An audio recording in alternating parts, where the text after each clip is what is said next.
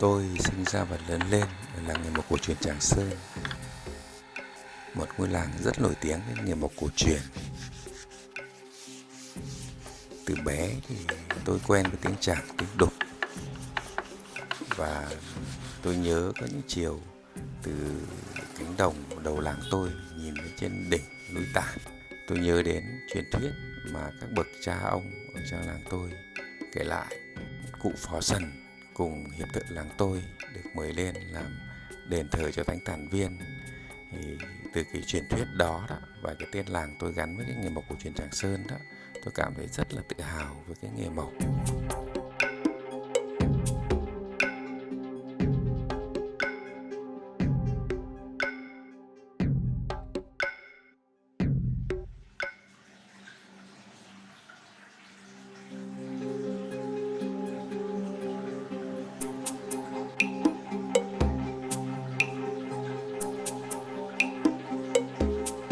Được coi như là cái nôi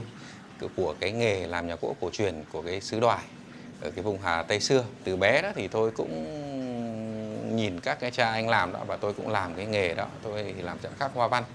Sau này thì lớn lên thì tôi thấy cái nghề mộc nó cũng mai một dần, thì tôi thấy nó cũng phí, cũng tiếc. Thì tôi cũng có một cái ấp ủ là tôi muốn giữ và phát huy được cái nghề nó bền vững hơn. Thì tôi có theo học cái ngành kiến trúc, để hy vọng là có thể thiết kế được những cái công trình mà nó vừa có cái giữ được những cái nét truyền thống và lại đáp ứng được cái cuộc sống mới, để hy vọng là nó có thể giữ và phát triển được cái nghề nó bền vững hơn. Cũng có nhiều cái khó khăn ở trong những cái giai đoạn đầu tiên. Thứ nhất là tôi vừa mới ra trường, thì thường người ta nghĩ làm tới cái nhà gỗ truyền thống này thì phải là những người mà có nhiều tuổi, những các cụ mà lớn tuổi rồi đó, làm nghề lâu năm. Thì tôi gặp những khách hàng ban đầu đó, thì tuổi tôi còn rất là trẻ, thì tôi muốn thuyết phục họ hay là tư vấn cho họ thì cũng sẽ là khó. Cái thứ hai là cái số người mà giữ cái nghề truyền thống ở làng tôi đó, mà theo cái nghề kiến trúc gỗ cổ truyền này đó, là nó cũng ngày càng ít đi. Tiếp theo nữa là đến cái lớp thợ trẻ theo cái nghề này thì cũng là gần như giờ họ làm những cái đồ gỗ hiện đại là nhiều. Các cái đồ gỗ truyền thống hay là các cái kiến thức về kiến trúc gỗ truyền thống này đó cũng không nhiều người theo nữa. Nên là nếu muốn làm những cái công trình kiểu như này đó, thì cái nhân lực để đáp ứng cho cái đó nó cũng rất là ít.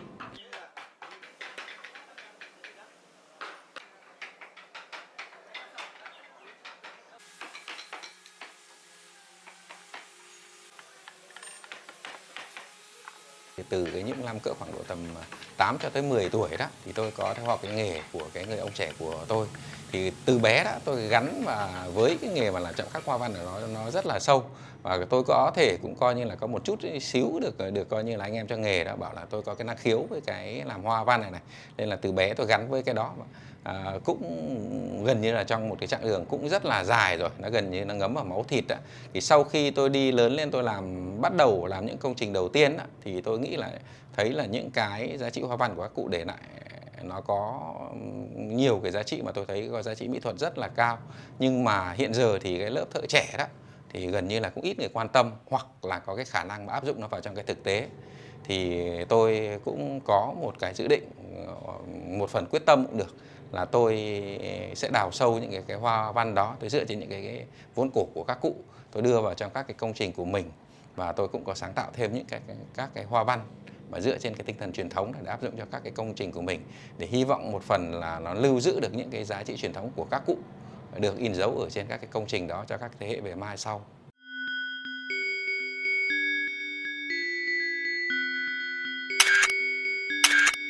Chứng kiến cái sự mà mất đi rất là nhanh chóng của những các cái giá trị truyền thống,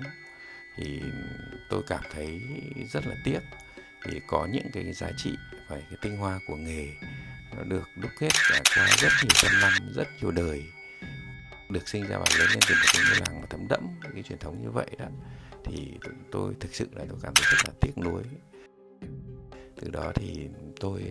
có một cái mong ước có thể nhỏ nhỏ thôi, làm được một cái gì đó để mà gìn giữ được cái nghề mộc cổ truyền, những cái tinh hoa của cha ông để lại, mà có thể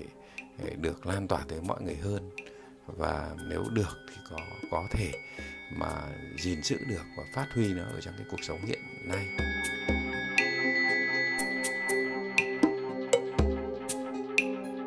khi mà cái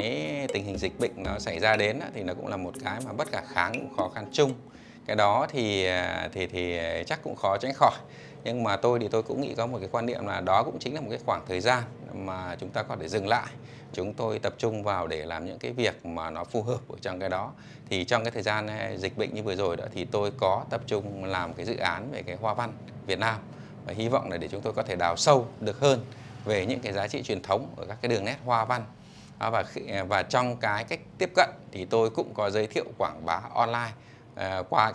các mạng xã hội về các cái hoa văn truyền thống và về cái dự án mà chúng tôi thực hiện đó, để cũng giới thiệu được tới mọi người biết thêm nhiều về cái giá trị của cái mỹ thuật truyền thống mà qua các cái công trình của cha ông để lại. Và cũng bên cạnh đó thì chúng tôi cũng có sáng tác thêm những các cái mẫu hoa văn mà nó có cái dấu ấn của chúng tôi, để hy vọng là chúng tôi có thể nâng cao được cái chất lượng của cái công trình mà chúng tôi thực hiện trong cái thời gian tới, và nó có cái dấu ấn riêng dựa trên cái nền truyền thống của các cụ. Xuất thân tôi thì nếu mà chỉ có gốc là nghề mộc không đó thì có lẽ tôi sẽ chỉ tập trung ở trong cái nghề mộc thôi. Nhưng cũng một phần là cái cơ duyên là tôi đi học, là tôi là học ngành kiến trúc, tôi cũng là kiến trúc sư, nên tôi cũng muốn là ở trong những cái công trình của tôi đó nó sẽ được những các cái phát huy được cái nhiều các cái nghề truyền thống mình ở trong đó. Nên tôi có đưa ra cái ý tưởng là tôi muốn là dùng nhiều các cái nghề truyền thống, mà những cái nghề truyền thống đó tôi sẽ chọn mà giá trị tinh nhất ở trong đó, để tôi muốn đưa những cái giá trị tinh nhất đó vào cho những các cái công trình của mình. Thì trong thời gian vừa rồi đó thì tôi có tìm hiểu đến các cái chất liệu gốm ở cái làng nghề Bát Tràng. Họ có truyền thống, họ sáng tạo, cũng có một số cái chí hướng chung. Thì tôi có tìm hiểu một vài đối tác và tôi có kết hợp với họ để thử nghiệm ra một số các cái họa tiết hoa văn gốm dùng cho các công trình kiến trúc gỗ để đưa vào trong các cái thiết kế của tôi. Cái quá trình về gỗ lạt mình làm ấy, thì bên cạnh đấy thì có những cái mình thêm, là đặc biệt là với như kiểu sứ. Đây về gốm sứ ốp đây này. Đấy, cái hệ thống mà gốm sứ ốp ở đây. Đây là ốp cột đồng trụ đây, cột đồng trụ đây. Là mình đưa cái gốm vào. Cái gốm thì thực ra nó có một cái tính chất là về cái độ bền của nó nằm với thời gian được. Mà cái hai nữa là khi mà về màu ấy là có thể mình chủ động. Em rất muốn là trong các cái công trình của em đó mà em thực hiện về kiến trúc gỗ truyền thống đó, thì nó là gần như một cái thiết kế đầy đủ hết, gỗ đá gốm thì nên là qua thì rất muốn là anh có thể gọi là chia sẻ hay là hỗ trợ để cùng với em tham gia những các cái công trình mà nó có những cái dấu ấn riêng. Bây giờ đưa vào các cái trang trí truyền thống ấy, thì là từ xưa rồi, lâu rồi các cụ đã làm rồi, nhưng thật ra chúng ta chỉ là người đi theo thôi. Cái mà mình đưa vào thêm trong kiến trúc truyền thống mà nó được những cái giá trị của các cái làng nghề gửi vào đấy, ví dụ như là gốm, như là đá, như là đồng, mà nó kết hợp trên công trình gỗ của mình, thì mình cho rằng đấy là cái rất là hay. Ông vừa tôn lên những cái giá trị truyền thống của các cụ để lại. Nó cũng có một số cái đổi mới nữa, gần như là nếu mà các cái hoa văn này mình làm bằng gốm ấy, thì em thấy là cái yếu tố mà bền vững về sau đấy, để lưu giữ các cái công trình về sau đó, thì chắc là nó cũng sẽ được bền hơn. Nó gần như là nó vừa lưu giữ được những cái truyền thống này, sau đó lại còn cái chuyện mà kiểu như là có những người theo làm cái nghề đó thì lại còn giữ được cả nghề nữa.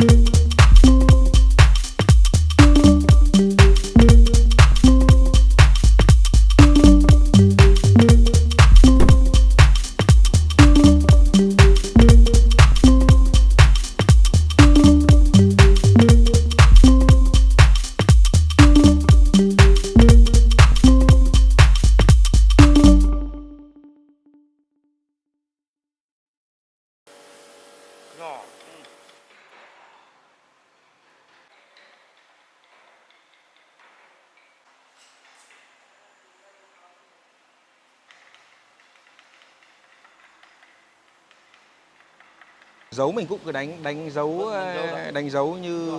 công trình thật thì cưới cho cháu coi như là nó đầy đủ như một cái ngôi nhà thật của mình. Cứ thật đúng như nào thì mình làm đấy, cứ đúng nguyên si như thế để coi như là thôi đây cho ông này ông học nghề nhanh này. Tôi làm cái mô hình nhà gỗ Nam Gian kể truyền này đó thì là với cái ý tưởng là để mà cho anh em ở xưởng cái lớp kế cận học nghề đó là được học một cách nó trực quan nhất từ cái lớp thợ đi trước truyền lại cho thế hệ đi sau nó một cách thuận tiện hơn. Tôi có thể giới thiệu tới các cái kỹ thuật mộc truyền thống này tới cái mọi người mà yêu về cái kỹ thuật mộc cổ truyền của mình hay là muốn tìm hiểu về cái kỹ thuật mộc cổ truyền mình nó cũng được thuận tiện hơn. Hy vọng mà tôi giới thiệu được tới mọi người đầu tiên là giữ nghề này, sau đó thì đến những người mà yêu về văn hóa truyền thống đó thì có thể thêm yêu và lưu giữ được những cái giá trị truyền thống của mình.